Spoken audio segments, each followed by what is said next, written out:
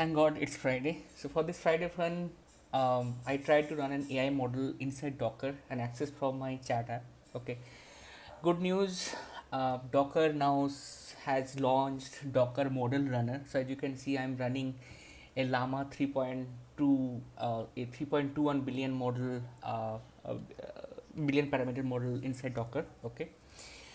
To achieve this, we have to enable couple of settings. Okay, so we have to enable Docker model runners, and to access the chat app or to access LLM, we have to enable course if you are using a front end to access the LLM. Okay, so as you can see, like I have mentioned the port as 12434, and also I have allowed origin, and this is the URL of my React app basically. Okay, I also had to configure proxy on React side as I'm using vite, so you can see over here. Okay, so and this is the basic chat app which I created. You can see like this is the face request. Okay, and then I'm just putting the model ID over here, and rest are like as usual. Okay, as you know.